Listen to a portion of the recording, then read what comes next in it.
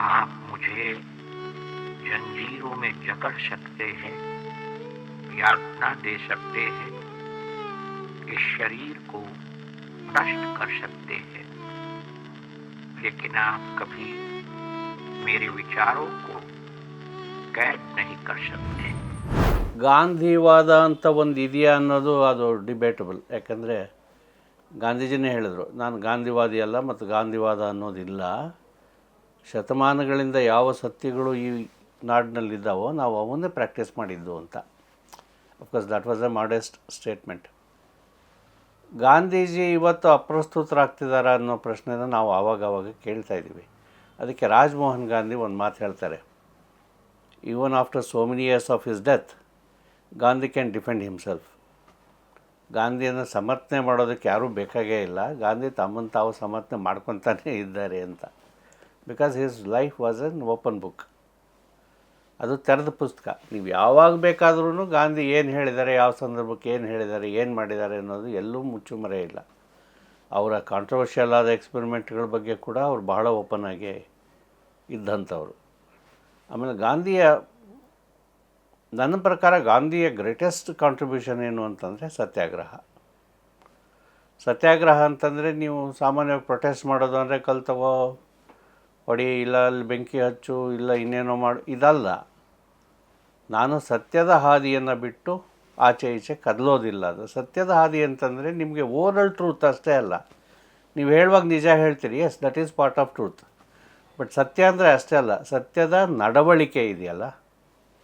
ಅಂದರೆ ಏನು, ಈ ಇಡೀ ಪ್ರಪಂಚದ ಎಲ್ಲ ಮನುಷ್ಯರು ಒಂದೇ, ನನಗನ್ಸೋದು ಇನ್ನೊಬ್ಬನಿಗೂ ಅನಿಸುತ್ತೆ.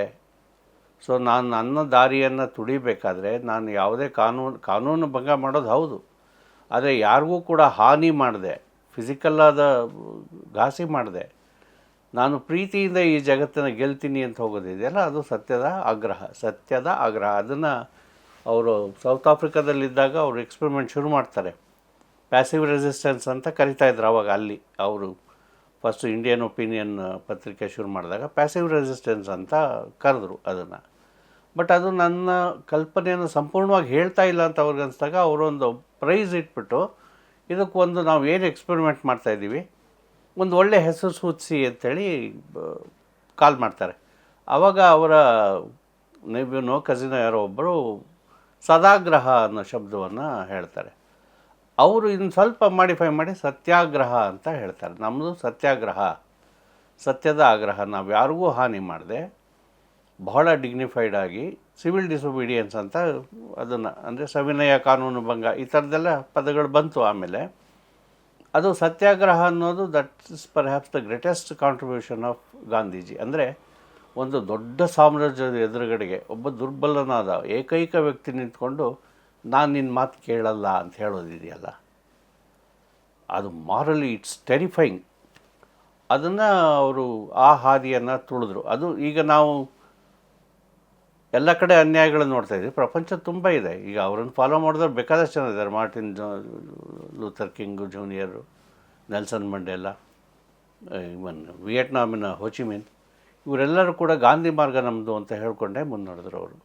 ಯಾಕೆ ಗಾಂಧಿ ಮಾರ್ಗ ಅಂದರೆ ಅದು ನೈತಿಕವಾಗಿ ಸರಿ ಇದೆ ಅನ್ನೋ ಕಾರಣಕ್ಕೆ. ನೀವು ಯಾರಿಗೂ ಹಾನಿ ಮಾಡ್ತಾಯಿಲ್ಲ, ಆದರೆ ಒಂದು ಅನ್ಯಾಯವನ್ನು ನೀವು ಸಹಿಸ್ತಾ ಇಲ್ಲ. ಅನ್ಯಾಯವನ್ನು ನೋಡಿದಾಗ ನೀವು ಸುಮ್ಮನಿರಬಾರ್ದು. ಯಾವುದೇ ಥರದ ಅನ್ಯಾಯ, ಅದು ನನಗೂ ಆಗುತ್ತೋ ಬೇರೆಯವ್ರಿಗಾಗುತ್ತೋ, ಬೇರೆಯವ್ರಿಗಾಗಿದ್ದು ನನಗೂ ಆಗುತ್ತೆ ಅನ್ನೋದಿದೆಯಲ್ಲ, ಅದು ಬಹಳ ದೊಡ್ಡ ಶಕ್ತಿಯನ್ನು ಜನಸಾಮಾನ್ಯರಿಗೆ, ದುರ್ಬಲನಿಗೆ ಕೊಡುತ್ತೆ. ಈಗ ನಿಮಗೆ ಗೊತ್ತಿದೆಯಲ್ವ, ನನ್ನ ತಂದೆ ತಾಯಿ ಇಬ್ಬರು ಫ್ರೀಡಮ್ ಫೈಟರ್ಸ್. ಅವರ ಎಕ್ಸ್ಪೀರಿಯನ್ಸ್ ಮೇಲೇ ನಮ್ಮ ತಂದೆ ಒಂದು ಪುಸ್ತಕ ಕೂಡ ಬರೆದಿದ್ದಾರೆ. ಅದರಲ್ಲಿ ಬಹಳ ದುರ್ಬಲರಾದಂಥ ವ್ಯಕ್ತಿಗಳು ಹೇಗೆ ಒಂದು ದೊಡ್ಡ ಸಾಮ್ರಾಜ್ಯವನ್ನು ಎದುರಿಸಿ ಗುಂಡಿಗೆ ಕೂಡ ಎದೆ ಕೊಟ್ಟು, ಆಯಿತು ನಾನು ಪ್ರಾಣ ತಾನೇ ಹೋಗಲಿ, ನನಗೆ ಬೇಕಿರೋದು ಇದಲ್ಲ, ಆದರೆ ನಾನು ನಿನ್ನ ಆಜ್ಞೆಯನ್ನು ಪಾಲಿಸೋದಿಲ್ಲ, ನೀನು ಏನಾದ್ರು ಮಾಡ್ಕೊ, ನೀನು ನನ್ನ ಟಾರ್ಚರ್ ಮಾಡ್ಬೋದು, ಹಿಡಿಬೋದು, ಸಾಯಿಸ್ಬೋದು, ಆಮೇಲೆ ಏನು ಮಾಡ್ತೀಯ ನೀನು, you have my body but not my obedience ಅಂತಿದೆಯಲ್ಲ, ಅದು ಬಹಳ ದೊಡ್ಡ ಕಾಂಟ್ರಿಬ್ಯೂಷನ್ ಆಫ್ ಗಾಂಧೀಜಿ. ಒಂದಿದು, ಅದನ್ನು ಯಾರು ಬೇಕಾದರೂ ಯಾವಾಗ ಬೇಕಾದರೂ ಪ್ರಯೋಗ ಮಾಡಿ ನೋಡ್ಬೋದು, ಆದರೆ ಅವ್ರು ನೈತಿಕವಾಗಿ ಸರಿ ಇರಬೇಕಷ್ಟೆ. ಈಗ ನಾನೊಂದು 10,000 ರೂಪಾಯಿ ಲಂಚ ತೊಗೊಂಬಿಟ್ಟು ಗಾಂಧಿವಾದದ ಬಗ್ಗೆ ಮಾತಾಡಿದ್ರೆ ನಗಪಾಟ್ಲಾಗತ್ತೆ ಅದು ಆ ಥರ. ಅಂದರೆ ನೀನು ನೈತಿಕವಾಗಿ ಸರಿ ಇದ್ದರೆ ಯಾರೂ ನಿನ್ನನ್ನು ಅಲ್ಲಾಡಿಸೋದಕ್ಕೆ ಸಾಧ್ಯ ಇಲ್ಲ ಅನ್ನೋದು ಒಂದು. ಈಗಿನ ಕಾಲದಲ್ಲಿ ಇನ್ನೂ ಒಂದು ಕಾಂಟ್ರಿಬ್ಯೂಷನ್ ಬಗ್ಗೆ ನಾವು ಅಗತ್ಯವಾಗಿ ಮಾತಾಡಬೇಕಿರೋದು ಅಂತಂದರೆ, ಕೋಮುವಾದವನ್ನು ಗಾಂಧೀಜಿ ಎದುರಿಸಿದ ಬಗೆ ಇದೆಯಲ್ಲ, ಅವರು ಹೇಳಿದ್ದಷ್ಟೇ, ಹಿಂದೂಗಳಾಗಲಿ ಮುಸ್ಲಿಮರಾಗಲಿ ಎಲ್ಲರೂ ಒಂದೇ ತಾಯಿ ಮಕ್ಕಳು ಅಂತ. ಅದು ಒಂದು ಸೆಂಟೆನ್ಸ್ಗೋಸ್ಕರ ಅವ್ರ ಜೀವನೇ ಕೊಟ್ಟರು. ಅದನ್ನು ಜೀವಮಾನ ಪೂರ್ತಿ ಅವರು ಪಾಲಿಸಿದ್ರು. ಅವರ ನೌಕಾಲಿ ಎಕ್ಸ್ಪೆರಿಮೆಂಟ್ ಇದೆಯಲ್ಲ, ಅದನ್ನು ಬಣ್ಣಿಸೋದಕ್ಕೆ ಪದಗಳೇ ಇಲ್ಲ. ಆ ಥರದ ಒಂದು ಎಕ್ಸ್ಪೆರಿಮೆಂಟು ಹ್ಯೂಮನ್ ಹಿಸ್ಟ್ರಿಯಲ್ಲಿ ಆಗಿಲ್ಲ, ಮುಂಚೆ ಆಗಿಲ್ಲ, ಮುಂದೆ ಆಗೋದೂ ಡೌಟೇನೆ. ಯಾಕಂದರೆ ಅದನ್ನು ಮಾಡ್ಬೇಕಾದ್ರೆ ಗಾಂಧಿನೇ ಬರಬೇಕು. ನೀವು ಅದ್ರ ಡೀಟೇಲ್ ಸಿಕ್ಕತ್ತೆ ನಿಮಗೆ. ನೌಕಾಲಿ ಎಕ್ಸ್ಪೆರಿಮೆಂಟ್ ಬಗ್ಗೆ ನೀವು ಪ್ಯಾರಲಾಲ್ ನಾಯರ್ ಬರೆದಿರೋ ಲಾಸ್ಟ್ ಫೇಸ್ ಪುಸ್ತಕದಲ್ಲಿ ನೋಡಿದ್ರೆ, ಅವ್ರು ಹೆಂಗೆ ಬರಿಗಾಲಿನಲ್ಲಿ ಯಾಕೆ ಅಂತ ಕೇಳ್ತಾರೆ. ಮನು ಗಾಂಧಿ ಕೇಳ್ತಾರೆ, ಯಾಕೆ ಬರಿಗಾಲಲ್ಲಿ ಚಪ್ಪಲಿ ಯಾಕೆ ಬಿಡ್ತೀರ ಬಾಪು ಅಂದರೆ, ನನ್ನ ಬಂಧುಗಳ ರಕ್ತ ಇಲ್ಲಿ ಹರಿದಿದೆ ಈ ನೆಲದ ಮೇಲೆ, ನಾನು ಅದನ್ನು ತುಳ್ಕೊಂಡು ಓಡಾಡೋಕ್ಕಾಗಲ್ಲ ಅಂತಾರೆ. ಇವ್ರು ಬರಬಾರ್ದು ಅಂತ ಇವ್ರ ದಾರಿನಲ್ಲಿ ಗಾಜಿನ ಚೂರುಗಳು, ಮುಳ್ಳು ಎಲ್ಲ ಹಾಕ್ತಾರೆ. ಆದರೆ ಅವ್ರು ಚಪ್ಪಲಿ ಹಾಕಲ್ಲ, ಬರಿಗಾಲಲ್ಲೇ ನಡ್ಕೊಂಡು ಹಳ್ಳಿ ಸುತ್ತುತ್ತಾರೆ. ಒಂದು ದಿನಕ್ಕೆ ಒಂದು ಹಳ್ಳಿ ಅಂತ ಪ್ರೋಗ್ರಾಮ್ ಹೋಗೋದು. ಅವ್ರು ಸಜೆಸ್ಟ್ ಮಾಡ್ತಾರೆ ಆ ಟೈಮ್ನಲ್ಲಿ, ನೀವು ನನಗೆ ಒಬ್ಬ ಹಿಂದೂವನ್ನು ಒಬ್ಬ ಮುಸ್ಲಿಮ್ನ ಕೊಡಿ, ಈ ಪ್ರಾಬ್ಲಮ್ನ ನಾನು ಸಾಲ್ವ್ ಮಾಡ್ತೀನಿ. ಅವರಿಬ್ಬರು ಒಂದೇ ಗುಡಿಸ್ನಲ್ಲಿ ಇರಬೇಕು, ಒಬ್ಬ ಹಿಂದೂ ಮತ್ತು ಒಬ್ಬ ಮುಸ್ಲಿಂ, ಒಂದೇ ಊಟವನ್ನು ಮಾಡಬೇಕು. ಯಾರಾದರೂ ಹಿಂದೂ ಗಲಾಟೆ ಮಾಡಿದ್ರೆ ಹಿಂದೂ ಆದವನು ಉಪವಾಸ ಮಾಡಬೇಕು, ಯಾರಾದ್ರು ಮುಸ್ಲಿಂ ಗಲಾಟೆ ಮಾಡಿದರೆ ಮುಸ್ಲಿಂ ಆದವನು ಉಪವಾಸ ಮಾಡಬೇಕು, ಎಲ್ಲಿವರೆಗೆ ಆ ಗಲಾಟೆ ನಿಲ್ಲೋವರೆಗೆ ಅಂತ. ಇಷ್ಟು ಮಾಡಿದರೆ ಸಾಕು, ಈ ಪ್ರಾಬ್ಲಮ್ ಸಾಲ್ವ್ ಆಗುತ್ತೆ ಅಂತ. ಆದರೆ ಆ ಟೈಮ್ನಲ್ಲಿ ಅದಕ್ಕೆ ಅವ್ರಿಗೆ ಯಾರೂ ಸಪೋರ್ಟ್ ಮಾಡಲಿಲ್ಲ. ಬಟ್ ಸ್ವತಃ ಗಾಂಧೀಜಿ ಆ ಎಕ್ಸ್ಪೆರಿಮೆಂಟ್ನ ಮಾಡ್ತಾರೆ. ಕಲ್ಕತ್ತಾಗೆ ಬಂದಾಗ ಅವರ ಮುಸ್ಲಿಂ ಚೀಫ್ ಮಿನಿಸ್ಟರ್ ಇರ್ತಾನೆ, ಅವನಿಂದಾಗಿಯೇ ಇಷ್ಟೆಲ್ಲ ಗಲಾಟೆಗಳು. ಅವನು ಮುಸ್ಲಿಂ ಲೀಗ್ನ ಚೀಫ್ ಮಿನಿಸ್ಟರ್ ಅವನು ಇವರು ಇಬ್ಬರು ಒಂದೇ ಮನೆಯಲ್ಲಿದ್ದು ಇದನ್ನು ಮಾಡ್ತಾರೆ ಎಕ್ಸ್ಪೆರಿಮೆಂಟ್ ಕಲ್ಕತ್ತಾದಲ್ಲಿ. ಆವಾಗ ಜನ ಎಲ್ಲ ರೊಚ್ಚಿಗೆದ್ಬಿಟ್ಟಿರ್ತಾರೆ. ಹಿಂದೂಗಳು ಬಂದು ಅವನ್ನ ನಮ್ಮ ವಶಕ್ಕೆ ಕೊಡಿ, ಸುಹ್ರವರ್ದಿ, ಕರೆಕ್ಟ್, ಆ ಸುಹ್ರವರ್ದಿನ ನಮ್ಮ ವಶಕ್ಕೆ ಕೊಡಿ ಅಂತ. ನೀವು ಏನೇ ಮಾಡೋದಾದ್ರೂ ನಾನು ಮುಗಿಸ್ಬಿಟ್ಟು ಆಮೇಲೆ ಅವನ ಹತ್ರ ಹೋಗಿ ಅಂತ ಇವ್ರು ನಿಂತ್ಕೊತಾರೆ. ಅವಾಗ ಒಂದು ಇನ್ಸಿಡೆಂಟ್ ನಡೆಯುತ್ತೆ. ಒಂದು ದೊಣ್ಣೆನ ಬೀಸ್ತಾನೆ, ಅದು ಕೆಲವೇ ಇಂಚುಗಳ ಅಂತರದಲ್ಲಿ ಗಾಂಧಿನ ಮಿಸ್ ಮಾಡುತ್ತೆ, ಇಲ್ಲಾಂದರೆ ಗಾಂಧಿ ಅವತ್ತೇ ಸದೋಗಿರ್ತಿದ್ರು. ಈ ಥರದ ಅಂದರೆ ಆ ಫಿಸಿಕಲ್ ಕರೇಜ್ ಇದೆಯಲ್ಲ, ನಾನು ಸಾಯೋಕ್ಕೆ ರೆಡಿ ಇದ್ದೀನಿ ಅಂತ. ಸಾಯೋಕ್ಕೆ ರೆಡಿ ಇಲ್ಲದೆ ಇದ್ದವನು ಸತ್ಯಾಗ್ರಹಿ ಆಗೋಕ್ಕೆ ಸಾಧ್ಯ ಇಲ್ಲ ಅಂತ ಗಾಂಧೀಜಿ ಹೇಳ್ತಾರೆ.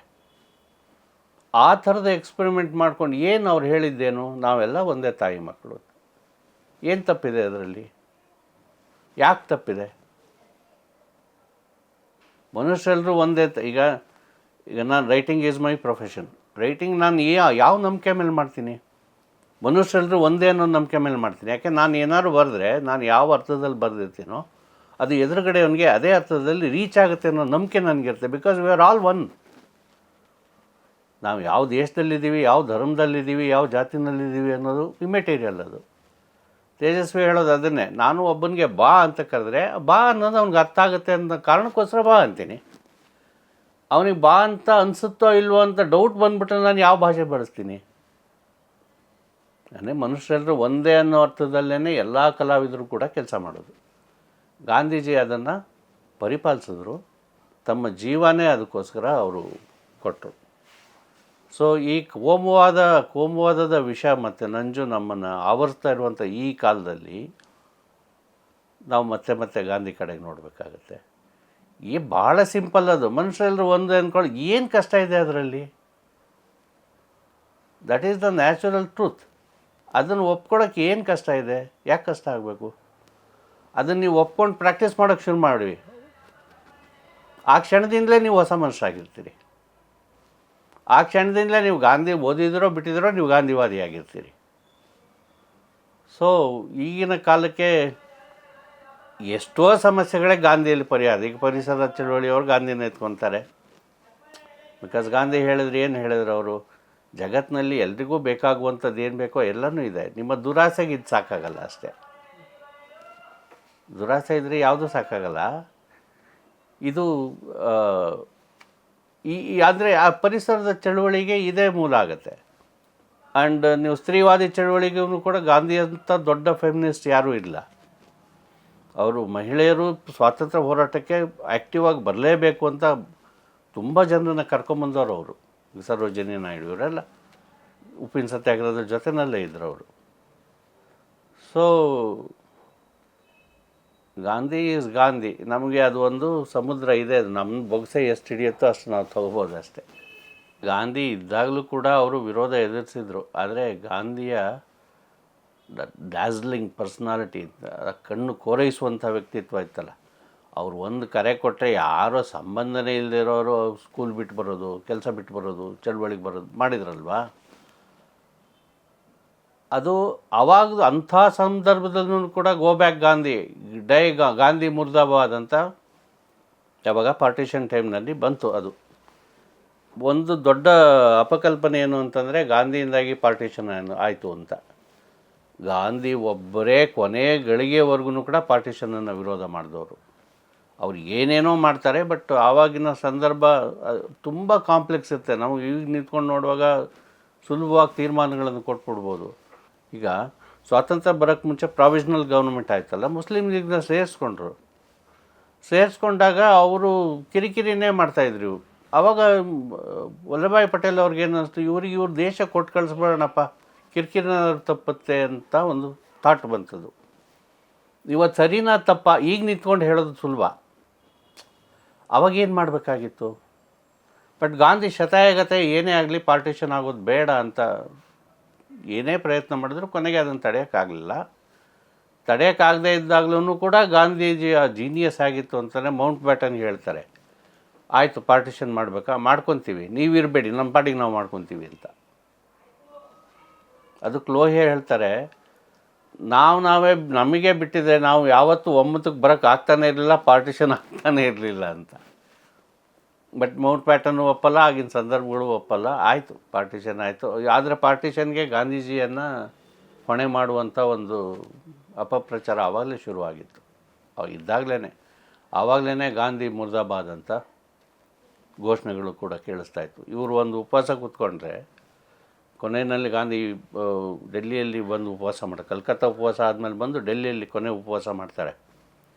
ಮಾಡಿದಾಗ ಏನು, ಆವಾಗ ಈ ಪಾರ್ಟಿಷನ್ ಆದಾಗ ನಮ್ಮ ರಿಸೋರ್ಸ್ಗಳನ್ನ ಹಂಚ್ಕೋಬೇಕಲ್ಲ, ಹಂಚ್ಕೊಳ್ಳುವಾಗ ಏನೇನು ಎಷ್ಟು ದುಡ್ಡು ಎಕ್ಸ್ಚೆಕ್ಕರ್ನಲ್ಲಿ ಎಷ್ಟು ದುಡ್ಡಿದೆ, ಅದರಲ್ಲಿ ಇಷ್ಟು ದುಡ್ಡು ಪಾಕಿಸ್ತಾನಕ್ಕೆ, ಇಷ್ಟು ದುಡ್ಡು ಇಂಡಿಯಾಗೆ ಅಂತ ಒಪ್ಪಂದ ಆಗಿರುತ್ತೆ.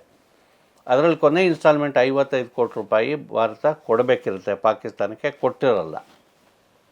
ಕೊಡಲ್ಲ, ಯಾಕೆಂದರೆ ಅವ್ರು ನಮ್ಮ ವಿರುದ್ಧನೇ ಉಪಯೋಗಿಸ್ತಾರೆ. ಈ ಥರದ ಇದು ಗಾಂಧೀಜಿದು ಹಂಗಲ್ಲ. ಒಪ್ಪಿಗೆ ಆಗಿದೆ ತಾನೆ, ಒಪ್ಪಂದ ಆಗಿದೆ ತಾನೆ, ಒಪ್ಪಂದ ಆಗಿದ್ಮೇಲೆ ಕೊಡಬೇಕು. ಆಮೇಲೆ ನಿರಾಶ್ರಿತರೆಲ್ಲ ಪಾಕಿಸ್ತಾನದಿಂದ ತುಂಬ ಜನ ನಿರಾಶ್ರಿತರು ಬಂದು ಡೆಲ್ಲಿಯಲ್ಲಿ ಇರ್ತಾರೆ, ಇಲ್ಲಿಯ ಮಸೀದಿಗಳನ್ನ ಆಕ್ರಮಣ ಮಾಡ್ಕೊಂಡಿರ್ತಾರೆ, ಎಲ್ಲಿ ಹೋಗ್ತಾರೆ. ಸೊ ಇಲ್ಲಿಯವರು ಅಲ್ಲಿಗೆ ಹೋಗಿರ್ತಾರೆ. ಸೊ ಅದೆಲ್ಲನೂ ಅಲ್ಲಲ್ಲೇ ಗಲಾಟೆಗಳಿದೆ. ಈ ಗಲಾಟೆಗಳೆಲ್ಲ ನಿಲ್ಲಬೇಕು, ಪಾಕಿಸ್ತಾನಕ್ಕೆ ಒಪ್ಪಿಗೆ ಆಗಿರೋವಂಥ ದುಡ್ಡನ್ನು ಕೊಡಬೇಕು. ಈ ಥರ ಕೆಲವೊಂದು 8-9 ಕಂಡೀಷನ್ಸ್ ಇಟ್ಕೊಂಡು ಗಾಂಧಿ ಉಪವಾಸ ಮಾಡ್ತಾರೆ. ಅದು ಅವರ ಕೊನೆ ಉಪವಾಸ. ಅದು ಆ ಟೈಮ್ನಲ್ಲಿ ಭಾಳಷ್ಟು ವಿರೋಧ ಬರುತ್ತೆ. ಅವರು ಉಪವಾಸ ಕೂತ ತಕ್ಷಣ ಆವಾಗಲೇ ಬಿರ್ಲಾ ಹೌಸಲ್ಲಿ ಕೂತಿರ್ತಾರೆ, ಅಲ್ಲೇ ಬಂದು ಗಾಂಧಿ ಮುರ್ದಾಬಾದ್ ಅಂತ ಘೋಷಣೆಗಳೆಲ್ಲ ಬರೋದು. ಬಟ್ ಅವರು ಉಪವಾಸ ಮುಗಿಯೋಷ್ಟು ಹೊತ್ತಿಗೆ ಇಡೀ ಕಮ್ಯುನಲ್ ರೈಟ್ಸ್ ನಿಂತೋಗಿರುತ್ತೆ. ಎಲ್ಲೂ ಯಾರೊಬ್ಬರ ಮೇಲೂ ಕೂಡ ಕತ್ತಿ ಹಿಡ್ಕೊಂಡು ಹೋಗಿರಲ್ಲ. ಅಷ್ಟೊತ್ತಿಗೆ ಅಷ್ಟು ಶಮನ ಆಗ್ಬಿಟ್ಟಿರುತ್ತೆ ಅದು. ಆದರೆ ಅಷ್ಟೊತ್ತಿಗಾಗಲೇ ಈ ಹಿಂದೂ ಮಹಾಸಭಾ ಫೋರ್ಸಸ್ ಡಿಸೈಡ್ ಮಾಡಿಬಿಟ್ಟಿರ್ತಾರೆ, ಇವರು ಬದುಕಿದ್ರೆ ನಮಗೆ ಕಷ್ಟ, ಅಂದರೆ ಹಿಂದೂ ಮುಸ್ಲಿಮ್ ಅನ್ನೋದು ವಿಷಯ ನಾವು ತೆಗೆಯೋದು ಕಷ್ಟ ಅಂತ. ಆ ಗೋಡ್ಸೆ ಅನ್ನುವಂಥ ಒಬ್ಬ ಪುಣ್ಯಾತ್ಮ ಮುಗಿಸ್ಬಿಡ್ತಾನೆ. ಗಾಂಧೀಜಿಯನ್ನು ಹಿಂದೂ ಮುಸ್ಲಿಮ್ ಒಂದೇ ಕ್ವಶನ್ಗೋಸ್ಕರ ಹತ್ಯೆ ಮಾಡಿದರು ಅನ್ನುವಂಥ ಒಂದು ತಪ್ಪು ಕಲ್ಪನೆ ಇದೆ.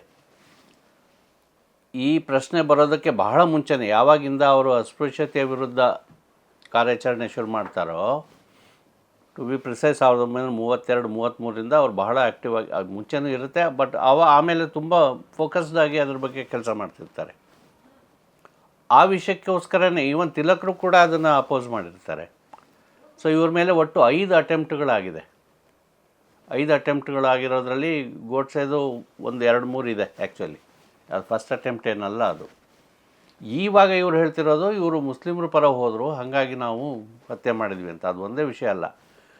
ಈಗ ಹಿಂದೂಯಿಸಮ್ಮಿನ ಅಡಿಪಾಯ ಏನು ಅಂದರೆ ಜಾತಿ ಪದ್ಧತಿ ಇದೆಯಲ್ಲ. ಗಾಂಧೀಜಿ ಮಾಡೋಕ್ಕೆ ಹೊರಟಿದ್ದು ಅಲ್ಟಿಮೇಟ್ಲಿ ಜಾತಿ ಪದ್ಧತಿಯನ್ನು ಅಡಿಪಾಯವನ್ನೇ ಅಲ್ಲಾಡಿಸೋದಕ್ಕೆ. ನೀವು ಅಸ್ಪೃಶ್ಯತೆ ನಿವಾರಣೆ ಅಂದರೆ ಏನು? ಜಾತಿ ಪದ್ಧತಿ ಹೋದ್ರೆ ತಾನೇ ಅಸ್ಪೃಶ್ಯತೆ ಹೋಗುತ್ತೆ. ಸೊ ಅದಕ್ಕೋಸ್ಕರ ಅವೆಲ್ಲವೂ ಕೂಡ ಈ ಕರ್ಮಠ ಹಿಂದೂ ಏನು ಫಿಲಾಸಫಿ ಇದೆ ಅವರಿಗೆ ಇದು ಅಪತ್ಯ ಆಗಿರುತ್ತೆ. ಈಚೆಗೆ ಒಂದು ಪುಸ್ತಕ ಓದ್ತಿದ್ದೆ ನಾನು, ಗ್ವಾಲಿಯರ್ನ ಮಹಾರಾಜ ಕೂಡ ಇವರ ಹತ್ಯೆಯ ಇದರಲ್ಲಿ ಒಬ್ಬ ಕಾನ್ಸ್ಪಿರೇಟರ್ಸಲ್ಲಿ ಒಬ್ಬ ಅಂತ ಒಂದು ಹೊಸದಾಗಿ ಒಂದು ಪುಸ್ತಕ ಬಂದಿದೆ. ಯಾಕೆ ಅಂತಂದರೆ ಇವರು ಪ್ರಿನ್ಸ್ಲಿ ಸ್ಟೇಟ್ಸ್ ಹೊರಟೋಗ್ಬಿಡ್ಬೇಕು ಅಂತ ಹೇಳ್ತಿರ್ತಾರೆ. ಸೊ ಈ ಪ್ರಜಾಪ್ರಭುತ್ವ ಬರಬೇಕು, ಈ ರಾಜಮನೆತನಗಳು ಹೋಗಬೇಕು ಅಂತಲೂ ಕೂಡ ಹೇಳಿರ್ತಾರೆ. ಅದು ಇದನ್ನು ಹಿಂಗಾಗ್ಬಿಟ್ರೆ ನಮ್ಮ ಕತೆ ಏನು ಅಂತ. ಸೊ ಇವರು ಕಾನ್ಸ್ಪಿರೇಟರ್ಸ್ ಜೊತೆಗೆ ಅವನು ಸೇರ್ಕೊಂಡಿರ್ತಾನೆ. ಅವರ ಕೊಲೆಗೆ ಯೂಸ್ ಮಾಡಿದ ಪಿಸ್ತೂಲ್ ಇದೆಲ್ಲ ಗ್ವಾಲಿಯರ್ದು. ಸೊ ನಾನಾ ಇಶ್ಯೂಗಳು ಸೇರಿಕೊಂಡು ಆ್ಯಂಟಿ ಗಾಂಧಿ ಸೆಂಟಿಮೆಂಟ್ನ ವಿಪಪ್ ಮಾಡೋದಕ್ಕೆ ಅವಾಗಿಂದನೇ ಪ್ರಯತ್ನ ಮಾಡಿದ್ದಾರೆ, ಇವಾಗಲೂ ಮಾಡ್ತಾಯಿದ್ದಾರೆ. ಇವಾಗ ಅನ್ಫಾರ್ಚುನೇಟ್ಲಿ ಏನು ಅಂತಂದರೆ, ಒಂದು ಹಿಂದುತ್ವದ ಕರ್ಮಠ ಹಿಂದುತ್ವದ ಕೋಮುವಾದಿಯಾದಂಥ ಸಿದ್ಧಾಂತ ಗಾಂಧಿನ ಅಪೋಸ್ ಮಾಡೋದು ಅಂಡರ್ಸ್ಟ್ಯಾಂಡಬಲ್ಲು, ಅದು ಅರ್ಥ ಆಗುತ್ತೆ ನಮ್ಗೆ ಯಾತಕ್ಕೆ ಅಪೋಸ್ ಮಾಡ್ತಾರೆ ಅಂತ. ಆದರೆ ಕಾಂಚೀರಾಮ್ ಬಂದ ಮೇಲೆ ಬಹುಜನ್ ಸಮಾಜ ಪಾರ್ಟಿಯವರು ಗಾಂಧಿಯನ್ನು ತಮ್ಮ ಶತ್ರು ಅಂತಲೇ ಬಿಂಬಿಸ್ಕೊಂಡು ಬಂದರು. ಅದರಿಂದಾಗಿ ಒಂದು ಇಡೀ ತಲೆಮಾರೇನೇ ದಿಕ್ತಪ್ಪೋಗ್ಬಿಟ್ಟು ಕರ್ನಾಟಕದಲ್ಲಿ ಕೂಡ. ಅವ್ರಿಗೆ ಯಾರು ಹೇಳೋರು ಇಲ್ಲ, ಏನು ಸರಿ ಅದು ಯಾವ ಸರಿ ಏನು ತಪ್ಪು ಅದನ್ನು ಹೇಳೋರಿಲ್ಲ, ಅದನ್ನು ಹೇಳಿದ್ರೆ ಕೇಳೋರಿಲ್ಲ. ಅವರು 2-3 ಕಾರಣಗಳನ್ನು ಹೇಳ್ತಾರೆ. ಒಂದು, ಅಫ್ಕೋರ್ಸ್ ನೀವು ಹಿಂದೂ ಸಮಾಜ ಒಡಿತೀರಿ ಅಂತ, ಅಂದರೆ ಬ್ರಿಟಿಷರಿಗೆ ಒಡೆಯೋದು ಬೇಕಿದೆ. ಅವ್ರಿಗೆ ಫಸ್ಟು ಹಿಂದೂ ಮುಸ್ಲಿಮರನ್ನ ಹೊಡೆದ್ರು, ಬೆಂಗಾಲ್ ಪಾರ್ಟಿಷನಿಂದ 1905 ಅಲ್ಲಿಂದಲೇ ಶುರುವಾಗುತ್ತೆ. ಅದೇ ಥರ ಈ ಹಿಂದೂ ಸಮಾಜ ಅಂದರೆ ಅದೇನು ಒಗ್ಗಟ್ಟಾಗಿದ್ದ ಸಮಾಜ ಅಲ್ಲ, ಆದರೆ ಅಟ್ಲೀಸ್ಟ್ ಇನ್ ಪ್ರಿನ್ಸಿಪಲ್ ಅದು ಒಂದಾಗಿರಲಿ ಅನ್ನೋದು ಒಂದನೇ ಕಾರಣ. ಎರಡನೇ ಕಾರಣ, ಆವಾಗಿನ ಸಿಚುವೇಶನ್ ಏನಿತ್ತು ಅಂದರೆ, ಗಾಂಧೀಜಿ ಹೇಳ್ತಾರೆ ಇದನ್ನು ನೀವು ಜಾರಿಗೆ ತಂದರೆ ಹಳ್ಳಿನಲ್ಲಿ ಅಸ್ಪೃಶ್ಯರನ್ನು ಬದುಕಕ್ಕೆ ಬಿಡೋದಿಲ್ಲ ಅಂತ. ಅಸ್ಪೃಶ್ಯ ಅನ್ನೋ ಪದ for want of better word. ನೀವು ಹಾಗಾದರೆ ಅಸ್ಪೃಶ್ಯತೆ ಅನ್ನೋದು ಕೊನೆವರೆಗೂ ಇರಬೇಕಾ? ಈಗ ಸಿಖ್ಖರಿಗೆ ಸಪ್ರೇಟ್ ಎಲೆಕ್ಟ್ರೇಟ್ ಇದೆ, ಮುಸ್ಲಿಮ್ರಿಗೆ ಸಪ್ರೇಟ್ ಎಲೆಕ್ಟ್ರೇಟ್ ಇದೆ, but they will remain as Muslims as Sikhs, they will continue to remain so. ಹಾಗಾದರೆ ನಿಮ್ಮ ದೃಷ್ಟಿನಲ್ಲಿ ಅಸ್ಪೃಶ್ಯರಾಗಿ ಉಳಿಬೇಕಾ ಸಪ್ರೇಟ್ ಎಲೆಕ್ಟ್ರೇಟ್ ಇಟ್ಕೊಂಡು ಅಂತ? ಇದು ಒಂದು ಪಾಯಿಂಟ್. ಅದು ಭಾಳ ನನಗನ್ಸೋ ವ್ಯಾಲಿಡ್ ಪಾಯಿಂಟ್ ಅಂದರೆ ಹಳ್ಳಿನಲ್ಲಿ ಆಗುವಂಥ ಒಂದು ರಕ್ತಪಾತ ಇದೆಯಲ್ಲ, ಅದನ್ನು ಅಂಬೇಡ್ಕರ್ ಕೂಡ ಮುಂದೆ ನೋಡಿದ್ರೋ ಇಲ್ವೋ ನನಗೆ ಗೊತ್ತಿಲ್ಲ. ಅದು ಅವರು ಒಬ್ಬ ಹೋರಾಟಗಾರನ ನೆಲೆಯಿಂದ ಅದನ್ನು ಕೇಳ್ತಾರೆ. ಬಟ್ ಗಾಂಧೀಜಿ ಅದನ್ನು ಬೇಡ ಅಂತ ಹೇಳ್ತಾರೆ. ಅವ್ರು ಉಪವಾಸ ಮಾಡಿದ್ರಿಂದಾಗಿ ಏನಾಯಿತು ಅನ್ನೋದೇ ಒಂದು separate subject for separate study. ಯಾಕೆಂತಂದರೆ ಲೂಯಿ ಫಿಶರ್ ಅಂತ ಅವರ ಆತ್ಮಕಥೆ ಬರೆದಿರಲ್ಲ, ಅವನು ಹೇಳ್ತಾನೆ ಅದುವರೆಗೆ ಅಸ್ಪೃಶ್ಯತೆ ಬಗ್ಗೆ ಗಿಲ್ಟ್ ಇರಲಿಲ್ಲ ಹಿಂದೂ ಸಮಾಜಕ್ಕೆ, ಇದು ತಪ್ಪು ಅನ್ನೋ ಕಲ್ಪನೆ ಇರಲಿಲ್ಲ. ಗಾಂಧೀಜಿ ಆವಾಗ ಮಾಡಿದ ಉಪವಾಸದಿಂದಾಗಿ ಇಡೀ ಇಂಡಿಯಾದಲ್ಲಿ ಅದು ತಪ್ಪು ಅನ್ನೋ ಮಾರಲಿ ಇಟ್ಸ್ ರಾಂಗ್ ಅನ್ನೋದು ಬಂತು. ಇವರು ಉಪವಾಸ ಕೂತು ದಿನಾನೇ 100 ದೇವಸ್ಥಾನಗಳನ್ನ ಓಪನ್ ಮಾಡ್ತಾರೆ. ಅಸ್ಪೃಶ್ಯರ ಪ್ರವೇಶಕ್ಕೆ 100 ಟೆಂಪಲ್ಗಳನ್ನು ಒಂದೇ ದಿನದಲ್ಲೇ ಓಪನ್ ಮಾಡ್ತಾರೆ, ಕೆರೆ ಕಟ್ಟೆಗಳನ್ನು ಓಪನ್ ಮಾಡ್ತಾರೆ. ಇವ್ರ ಜೊತೆಗೆ ರವೀಂದ್ರನಾಥ್ ಟ್ಯಾಗೋರ್ ಉಪವಾಸ ಕೂತ್ಕೋತಾರೆ, ಅಂದರೆ ಅಲ್ಲಿ ಶಾಂತಿನಿಕೇತನದಲ್ಲಿ. ಸೊ ಇದರ ಇಂಪ್ಯಾಕ್ಟ್ ಇದೆಯಲ್ಲ, ಇದು ಬೇರೆನೂ ಇದೆ. ನೀವು ಆ ಆಸ್ಪೆಕ್ಟ್ ನೋಡ್ತಾನೇ ಇಲ್ಲ. 2 ಎಲೆಕ್ಟ್ರೇಟ್ ಬೇಕಿತ್ತು ನಮಗೆ ಅನ್ನೋದು ಫೈನ್, ಪೊಲಿಟಿಕಲಿ ಅದು ಇದ್ದಿರ್ಬೋದು. ಬಟ್ ಏನಾಗ್ತಿತ್ತು, ಸ್ವಾತಂತ್ರ್ಯ ಬಂದ ತಕ್ಷಣ ಅದು ಹೋಗ್ತಿತ್ತು. ಯಾಕಂದರೆ ಮುಸ್ಲಿಮ್ರದ್ದು ಹೋಯಿತು, ಸಿಖ್ರದ್ದು ಹೋಯ್ತು, ಎಲ್ಲರದ್ದು ಹೋಯಿತು. ಸ್ವಾತಂತ್ರ್ಯ ಬಂದ ಮೇಲೆ ಇವ್ರಿಗೆ ಉಳಿತಿದ್ದಿದ್ದು ಒಂದೇ. ಅವಾಗ ತೆಗಿಬೇಕಾಗ್ತಿತ್ತು, ಅಂಬೇಡ್ಕರ್ ಸಂವಿಧಾನದಲ್ಲಿ ತೆಗಿಬೇಕಾಗ್ತಿತ್ತು ಅದನ್ನು. ಇದು ಅಂದ್ಕೊಂಡಷ್ಟು ಸರಳವಾದ ವಿಷಯ ಆಗಿಲ್ಲ. ನಾನು ಭಾಳಷ್ಟು ಅದ್ರ ಬಗ್ಗೆ ಓದ್ತಾನೇ ಇದ್ದೀನಿ, ಅದನ್ನು ತಿಳ್ಕೊಳ್ಳೋಕೆ ಟ್ರೈ ಮಾಡ್ತಾನೇ ಇದ್ದೀನಿ ಅವಾಗಿಂದನೂ. ಅಷ್ಟು ಸರಳವಾಗಿಲ್ಲ ಅದು. ಗಾಂಧೀಜಿ ತಪ್ಪಿದ್ರು, ಅಂಬೇಡ್ಕರ್ ಸರಿ ಇದ್ದರು ಅಂತ ಹೇಳೋದು ಅಷ್ಟು ಸರಿ. ಬಿಕಾಸ್ ಅಂಬೇಡ್ಕರ್ ಸ್ವತಃ ಪೂನಾ ಪ್ಯಾಕ್ಟ್ನ ಅದು ತಮ್ಮ ಗೆಲುವು ಅನ್ನೋ ಥರ ಬರೀತಾರೆ. ಅವ್ರು 1945ನಲ್ಲಿ what Congress and Gandhi have done to the Congress ಬರೆದ್ರಲ್ಲ, ಅದರಲ್ಲಿ ಅವರು ಬರೆಯೋದು ಪೂನಾ ಪ್ಯಾಕ್ಟ್ ನನ್ನ ಗೆಲುವು, ಅದನ್ನು ಹಾಳು ಮಾಡೋದಕ್ಕೆ ಕಾಂಗ್ರೆಸ್ನವರು ಟ್ರೈ ಮಾಡಿದ್ರು ಎಲೆಕ್ಷನ್ಗಳಲ್ಲಿ ಅಂತ ಬರೀತಾರೆ. ಸೊ ನೀವು ಯಾವ ಸ್ಟ್ಯಾಂಡ್ ತೊಗೊಳ್ತೀರಿ? ಆಮೇಲೆ ಹಿಸ್ಟರಿಯ ಒಂದು ಪರ್ಟಿಕ್ಯುಲರ್ ಟೈಮ್ನಲ್ಲಿ ಫೋರ್ಸಸ್ ಆಫ್ ಹಿಸ್ಟ್ರಿ ಏನೇನು ವರ್ಕ್ ಮಾಡ್ತಾ ಇರುತ್ತೆ ಅದನ್ನು ಅವಾಗ ಹೋಗಿ ನೋಡಬೇಕು. ಇವಾಗಿನ ಇದ್ರಲ್ಲಿ ಆವಾಗ ಡೆಮೋಕ್ರಸಿನೂ ಇಲ್ಲ, ಎಂಥದ್ದು ಇಲ್ಲ. ಇವಾಗ ನಾವು ಕೂತ್ಕೊಂಡು ಇಲ್ಲದೆ ಇರೋ ಪ್ರವಚನ ಎಲ್ಲ ಕೊಡೋಕ್ಕೆ ಶುರು ಮಾಡಿದರೆ ಎಷ್ಟು ವ್ಯಾಲಿಡ್ ಇರುತ್ತೆ? It's a very very difficult moment of history and even to study. ಅದನ್ನು ಓದೋಕ್ಕೂ ಕೂಡ, ಅಧ್ಯಯನ ಮಾಡೋಕ್ಕೂ ಕೂಡ ತುಂಬ ಜಟಿಲವಾದ ವಿಷಯ. ಅದು ಸರಳವಾದ ತೀರ್ಮಾನಗಳಿಗೆ ಬರೋಕ್ಕಾಗಲ್ಲ. ಐ ಡೋಂಟ್ ನೋ ಎಷ್ಟು ಕರಪ್ಟ್ ಆಗಿದ್ದೀವಿ ನಾವು ಅಂದರೆ, ಅಟ್ಲೀಸ್ಟ್ ಒಂದು ಈಗ ದೇವನೂರು ಮಾದೇವ್ ಒಂದು ಹೇಳಿದ್ರು, ಊರಿಗೆ 10 ಜನರ ಒಂದು ಸಮಿತಿ ಮಾಡಿ ಅಂತ, ಅಂದರೆ to address the issues of that particular village. ಆ 10 ಜನನ ಎಲ್ಲಿಂದ ಹುಡ್ಕೋದು? 10 ಜನ ಮಾರಲಿ ಗಾಂಧಿ ತುಂಡುಗಳಾಗಿರ್ಬೇಕು. ಅವರು ಕರಪ್ಟ್ ಆಗಲ್ಲ ನಾವು ಅನ್ನೋದು ಇರಬೇಕು. ಅವರಿಗೆ ಪ್ರಿಜುಡಿಸ್ಗಳಿರಬಾರ್ದು, ಜಾತಿ ಧರ್ಮದ ಪ್ರಿಜುಡಿಸ್ಗಳಿರಬಾರ್ದು, ಆಸೆ ಆಮಿಷಗಳಿರಬಾರ್ದು, ಸರಳ ಜೀವನ ನಮಗೆ ಸಾಕು ಅಂತ ಒಪ್ಕೊಳ್ಳೋಂಥವ್ರು ಆಗಿರ್ಬೇಕು. ಅಂಥ 10 ಜನ ಎಲ್ಲಿಂದ ಹುಡ್ಕೋದು? ಆ್ಯಕ್ಚುಲಿ ಭಾಳ ಪ್ರಾಕ್ಟಿಕಲ್ ಆದ ಸೊಲ್ಯೂಷನ್ ಅದು. 10 ಜನ ಸಿಕ್ಕಿದ್ರೆ ಒಂದು ಊರಿಗೆ ರೆವಲ್ಯೂಷನ್ ಮಾಡಿಬಿಡ್ಬೋದು ಆ ಊರನ್ನು. ಆ ಊರು ಅನ್ನೋ ಮಟ್ಟದಲ್ಲೇ ಯೋಚನೆ ಮಾಡೋಣ. ನಾವು ಇಡೀ ದೇಶ ಅಷ್ಟೆಲ್ಲ ಬೇಡ ನಮಗೆ. One step at A time. ಆ ಊರು, ಒಂದು ಊರಿಗೆ ಕಾನ್ಸಂಟ್ರೇಟ್ ಮಾಡಿ ನಾವು 10 ಜನನ ಒಗ್ಗೂಡ್ಸೋಕ್ಕೆ ಸಾಧ್ಯ ಆದರೆ ಅದೇ ರೆವಲ್ಯೂಷನ್. ಅದು ಆದರೆ ಆಗುತ್ತೆ. ಕಷ್ಟ ಇದೆ, ಬಟ್ ಅದೇ ಬೇರೆ ಯಾವ ಸುಲಭದ ದಾರಿ ಇರಲ್ಲ ಇವಕ್ಕೆಲ್ಲ. ಏನು ಎಲ್ಲಿದು ಮಾಡೋದು?